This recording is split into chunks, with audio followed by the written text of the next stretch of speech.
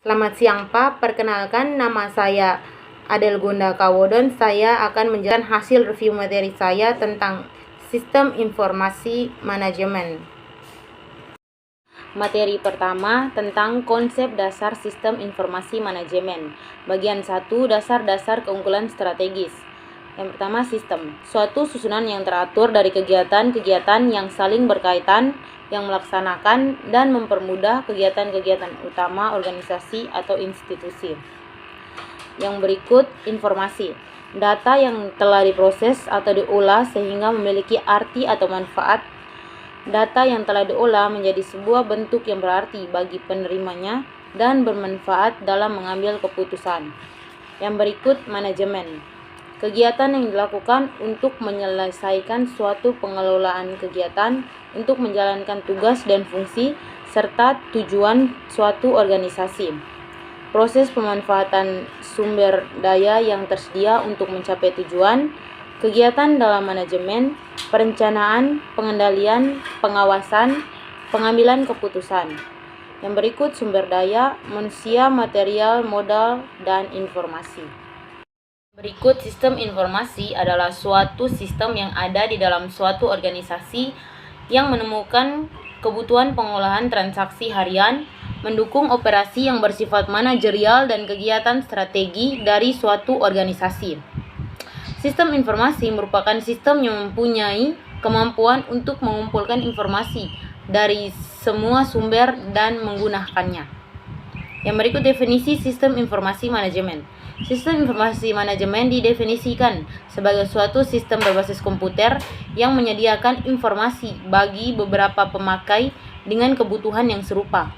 Informasi tersebut tersedia dalam bentuk laporan periodik, laporan khusus, dan output dari simulasi matematika. Sistem informasi menurut pakar MC Leod pada tahun 1992 mengemukakan pendapat mengenai sistem informasi, yaitu sistem informasi merupakan sistem yang mempunyai kemampuan untuk mengumpulkan informasi dari semua sumber dan menggunakan berbagai media untuk menampilkan informasi. Fungsi informasi untuk meningkatkan pengetahuan bagi pemakai, untuk mengurangi ketidakpastian dalam proses pengambilan keputusan pemakai, menggambarkan keadaan yang sebenarnya dari suatu hal. Yang berikut, model sistem informasi manajemen. Isi database digunakan oleh perangkat lunak yang menghasilkan laporan periodik dan laporan khusus, serta model matematika yang mensimulasikan beragam aspek operasi perusahaan. Yang berikut, karakteristik sistem informasi manajemen. Yang pertama, beroperasi pada tugas-tugas yang terstruktur. Yang kedua, meningkatkan efisiensi dengan mengurangi biaya. Yang ketiga, menyediakan laporan dan kemudahan akses. Berikut tujuan mempelajari sistem informasi. Dapat mengetahui berbagai macam informasi dengan lebih mudah, cepat, dan akurat, menambah pengetahuan kita terkait dengan teknologi informasi, mempermudah kita dalam memanajemen berbagai hal, menambah pengalaman kita dalam memahami bagaimana pentingnya informasi yang tersistem baik dalam manajemen maupun hal lainnya, dan kita dapat memperoleh kemudahan dalam menangkap informasi serta mempermudah dalam memanajemen berbagai hal. Yang berikut, sistem informasi pada tiap organisasi berisikan yang berhubungan dengan 3 tipe dasar operasi, yaitu proses transaksi, kontrol, dan perencanaan strategis. Ketiga tipe dasar operasi ini dapat dikelompokkan ke dalam 2 bagian, yaitu kegiatan pada tingkat manajemen dan kegiatan pada tingkat pengoperasian. Yang berikut, perencanaan strategis. Pada dasarnya, perencanaan strategis meliputi hal-hal sebagai berikut. Yang pertama, proses evaluasi lingkungan luar organisasi, penetapan tujuan, penentuan strategi. Yang berikut, pengendalian manajemen merupakan tingkat taktis, yaitu bagaimana manajer tingkat menengah menjalankan taktik supaya perencanaan strategis dapat dilakukan dengan berhasil.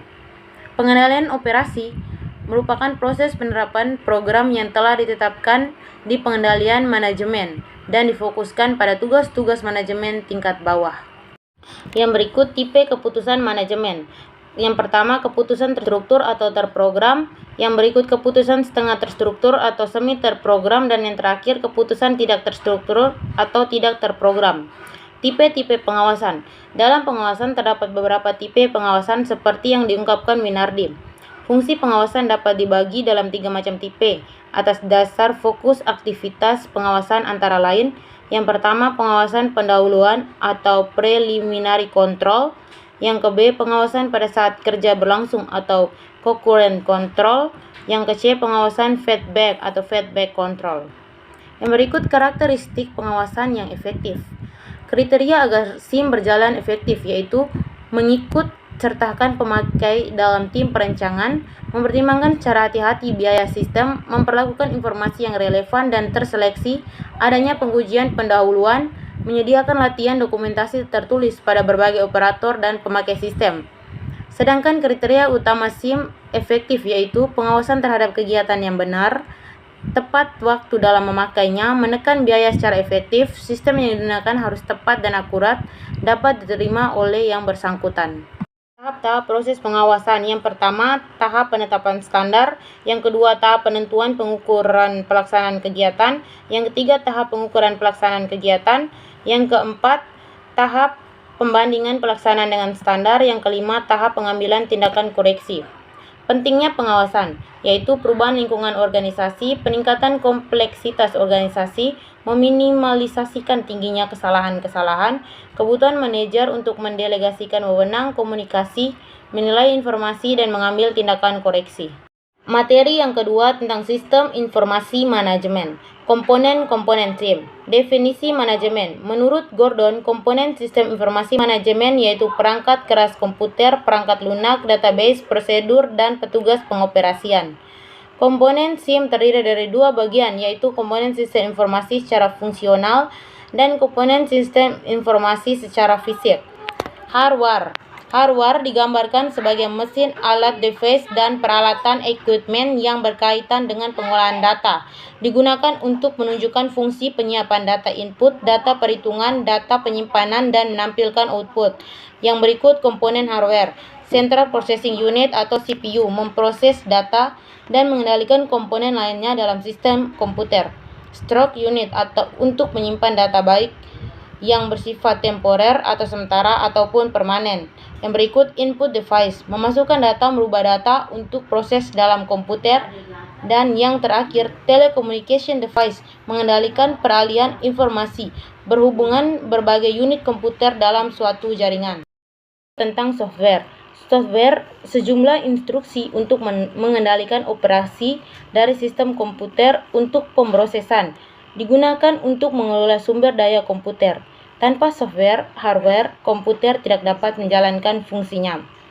Yang berikut fungsi software. Mengelola sumber daya komputer, menyediakan sarana bagi pengguna untuk memanfaatkan sumber daya tersebut, dan sebagai perantara antara informasi yang disimpan dan penggunanya. Yang berikut software sistem operasi. Sistem operasi adalah komponen pengelola piranti lunak dasar atau tersistem sebagai pengelola sumber daya perangkat keras komputer dan menyediakan layanan umum untuk aplikasi perangkat lunak. Contohnya sebagai berikut. Brainware, manusia yang terlibat secara langsung dengan pengelolaan komputer dan para spesialis yang bertanggung jawab dalam penerapan dan menjalankan sistem informasi tersebut. Yang berikut para spesialis atau informasi spesialis. Sistem analisis bekerja dengan pemakai dalam mengembangkan sistem baru dan memperbaiki sistem lama yang ada sekarang. Database administrator, pengelola database, bekerja sama dengan pemakai dan analisis sistem dalam menciptakan database yang berisi data yang diperlukan untuk memasukkan informasi bagi pemakai. Para spesialis atau informasi spesialis. Network spesialis atau spesialis jaringan bekerja dengan analisis sistem dan pemakai dalam suatu jaringan komunikasi data yang menyatukan sumber daya komputer yang tersebar. Programmer menggunakan dokumentasi yang disiapkan oleh analisis sistem untuk membuat kode instruksi-instruksi yang menjadikan komputer dapat mengubah data menjadi informasi yang diperlukan pemakai. Yang berikut operator mengoperasikan peralatan komputer berskala besar, memantau layar komputer, mengatur pencetakan dokumen, dan sebagainya. Yang berikut prosedur. Serangkaian peraturan-peraturan yang menentukan operasi sistem komputer. Yang berikut database, kumpulan file-file yang berisi data yang saling berhubungan dengan terorganisir terpadu, diatur dan disimpan menurut suatu cara tertentu yang memudahkan proses pengambilan kembali. Materi yang ketiga yaitu bersaing dengan menggunakan teknologi informasi. Melihat sistem informasi secara strategis, yaitu sistem informasi merupakan jaringan kompetitif yang penting, merupakan jalan pembaruan bagi organisasi, merupakan investasi penting dalam teknologi yang dapat membantu organisasi mengadopsi proses strategis dan bisnis yang memungkinkannya untuk merekayasa ulang atau mengubah dirinya agar dapat bertahan hidup dan berhasil dalam lingkungan bisnis yang dinamis saat ini. Yang berikut sistem informasi strategis atau definisi. Berbagai jenis sistem informasi yang menggunakan teknologi informasi untuk membantu organisasi untuk mendapatkan keunggulan kompetitif, mengurangi kelemahan kompetitif, atau untuk memenuhi tujuan strategis perusahaan lainnya. Strategis biaya rendah atau cost leadership. Gunakan teknologi informasi untuk mengurangi secara mendasar biaya proses bisnis. Strategi diferensiasi atau differentiation.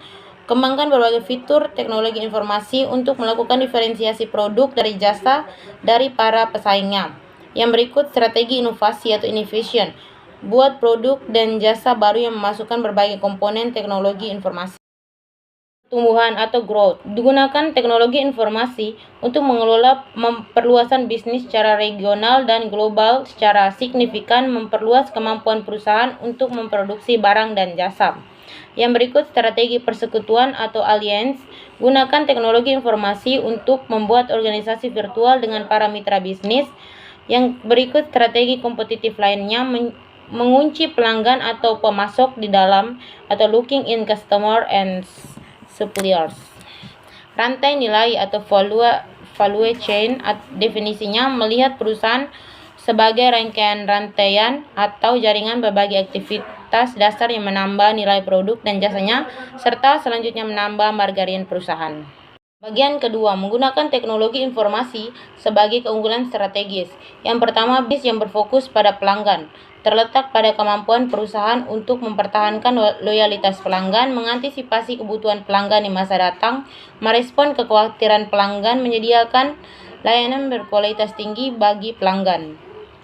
Bisnis yang berfokus pada pelanggan dari sudut pandang mampu menelusuri preferensi setiap pelanggannya, mengikuti tren pasar, pasokan produk, layanan, dan informasi kapan saja dan di mana saja. Business process reengineering.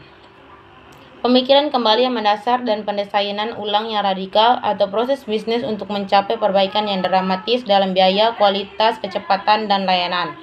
Para teknologi informasi dalam BPR meningkatkan efisiensi proses bisnis melalui kecepatan, kemampuan pemrosesan informasi, dan konektivitas komputer dan teknologi internet. Yang berikut tentang kelincahan atau agility. Kemampuan perusahaan untuk sejahtera dalam pasar global yang berubah cepat dan terus terfragmen untuk produk dan jasa berkualitas tinggi, berkinerja baik dan disesuaikan dengan pelanggan. Perusahaan yang lincah didefinisikan sebagai perusahaan yang dapat membuat laba dalam pasar dengan pilihan produk yang luas dan bermasa hidup pendek dan dapat memproduksi pesanan secara individual dengan jumlah yang besar. Mass customization menawarkan produk individual sambil mempertahankan produksi dalam volume yang tinggi. Yang berikut perusahaan maya atau virtual company. Organisasi yang menggunakan teknologi informasi untuk menghubungkan banyak orang, organisasi, aktiva, dan ide. Inter-enterprise information system. Sistem informasi yang diimplementasikan melalui hubungan ekstranet antara sebuah perusahaan dengan aliansinya. Strategi perusahaan virtual, saling berbagi infrastruktur dan risiko dengan mitra aliansi, menghubungkan kompetensi inti yang saling melengkapi, mengurangi waktu konsep kekas melalui saling berbagi. Knowledge creating companies, definisi perusahaan yang secara konsisten menciptakan pengetahuan bisnis baru, menyebarkan secara luas ke seluruh perusahaan dengan cepat, membangun pengetahuan baru ke dalam produk dan jasa mereka. Manajemen pengetahuan, teknik, teknologi, sistem, dan penghargaan untuk membuat karyawan berbagai apa yang mereka ketahui dan untuk akumulasi pengetahuan yang lebih baik di tempat kerja dan perusahaan. Materi yang keempat tentang konsep pengambilan keputusan dalam SIM. Keputusan merupakan mekanisme organisasi untuk melakukan upaya mencapai keadaan yang diinginkan. Jadi keputusan adalah tanggapan organisasi atau suatu masalah. Jenis keputusan berdasarkan struktur organisasi. 1. Keputusan administratif, keputusan eksekutif, keputusan operasional. Metode pengambilan keputusan. Metode rasional, metode tawar-menawar, metode agregatif, metode keranjang sampah. Yang berikut konsep pembuatan keputusan dalam kerangka SIM. Yang pertama, struktur decision system. Yang kedua, decision support system. Yang berikut, mengapa suatu organisasi atau perusahaan menggunakan DSS. Yang pertama, perusahaan beroperasi pada ekonomi yang tidak stabil. Yang kedua, perusahaan dihadapkan pada kombinasi dalam dan luar negeri yang meningkat. Yang ketiga, perusahaan menghadapi peningkatan kesulitan dalam hal melacak jumlah operasi-operasi bisnis.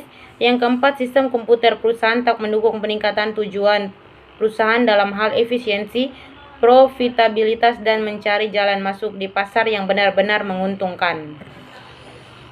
Materi yang kelima, konsep dan peranan database dalam SIM. Database merupakan kumpulan informasi yang disimpan di dalam komputer secara sistematik sehingga dapat diperiksa menggunakan suatu program komputer untuk memperoleh informasi dari basis data tersebut. Pemrosesan data terbagi menjadi 3, yaitu pengolahan batch, pengolahan online, sistem real time. Terdapat 12 tipe database, antara lain operational database, analytical database, data warehouse, distribution database, end user database, external database, database on the web, navigational database, in-memory database, document-oriented database, real-time database, real-time relational database. Yang berikut keunggulan DBMS: mengurangi pengulangan data, mencapai independensi data, spesifikasi data disimpan dalam tiap program aplikasi. Perubahan dapat dibuat pada struktur data tanpa mempengaruhi program yang mengakses data. Mengintegrasikan data dari beberapa file saat file dibentuk sehingga menyediakan kaitan logis organisasi fisik tidak lagi menjadi kendala. Yang berikut kelemahan DBMS: memperoleh perangkat lunak yang mahal, memperoleh konfigurasi perangkat keras yang besar, mempekerjakan dan mempertahankan staf DBA, peranan database dan DBMS dalam memecahkan masalah. Peranan DBS: data yang berulang dalam bentuk multi-file, duplikat maupun duplikat dalam satu file, data dan program menyatu, kebutuhan untuk mengintegrasikan data dari file-file, kebutuhan untuk memperoleh data secara cepat, kebutuhan untuk membuat data dengan aman. Materi yang keenam, sistem informasi pendukung dalam SIM. Sistem pendukung manajemen atau manajemen support SIM mempunyai banyak jenis, diantaranya Transaction Processing System, OA atau Office Automation, DSS, Decision Support System. Menunjang eksistensi daripada SIM. MSS atau Sistem Pendukung Manajemen dibagi menjadi beberapa bagian, yaitu Accounting Information System, Finance Information System, Marketing Information System, dan sebagainya. Sistem pengolahan informasi TPS. Pemakaian TPS biasanya memiliki kemampuan komputer yang baik sehingga memprogram harus memenuhi beberapa kriteria, antara lain foolproof atau tahan banting, memiliki perlengkapan interaksi, dipersiapkan untuk pekerjaan yang berulang. Berikut ASCII ialah singkatan bagi American Standard Code for Information Interchange. Adalah kode yang digunakan untuk memudahkan interaksi antara user dan komputer. Setiap simbol yang terdapat pada keyboard memiliki kode ASCII. Beberapa fasilitas OAS yang sering digunakan orang dapat disarikan sebagai berikut: word processor, dokumen manajemen, electronic mail, electronic funds transfer, voice mailing system, voice information service, fax information service, video conference. 3 phase dalam OAS. Yang pertama phase dasar, yang kedua phase penggabungan, yang ketiga phase lanjutan. Sistem pendukung keputusan atau DSS dapat didefinisikan sebagai rangkuman sistem komputer yang digunakan untuk membantu manajer membuat keputusan. Ciri-ciri serta keuntungan DSS dapat dituliskan sebagai berikut: dapat menyelesaikan program kompleks, sistem dapat berinteraksi dengan pemakaiannya, yaitu contoh yang terkenal adalah what if analysis, sehingga dapat mencoba keputusan lebih dulu, lebih cepat dan dengan hasil yang lebih baik dibanding dengan pengambilan keputusan yang intuisi. 3 langkah yang dapat dilakukan dalam membuat DSS. Yang pertama, mendefinisikan problem, membuat model DSS generator, menggunakan model tersebut untuk mendapat jawabannya. Faktor yang digunakan untuk mencari DSS mana yang cocok dapat disarikan sebagai berikut. Secara teknik, sistem dasar dari sistem operasi, perangkat keras, manajemen data, sistem komunikasi, bahasa komputer yang digunakan, harta serta biaya lain, kemudian pemakaian serta support dari vendor. Secara kemampuan dari banyak model, kemampuan menganalisis model dan sebagainya, sistem pendukung eksekutif. Tujuannya adalah untuk menguntisarikan informasi dari bermacam sumber lalu dipersembahkan pada manajer tingkat atas. Sifat dan keunggulan ESS dapat menyajikan informasi yang lebih relevan demi menghemat waktu, MTA, dan sebagainya. Yang berikut sistem informasi akuntansi. SIA melaksanakan aplikasi akuntansi. Aplikasi ini ditandai dengan volume pengumpulan data yang tinggi. Pengumpulan data terdiri dari 4 tugas volume, yaitu pengumpulan data, manipulasi data, penyimpanan data, dan penyiapan dokumen. Sekian presentasi dari hasil review materi saya. Terima kasih.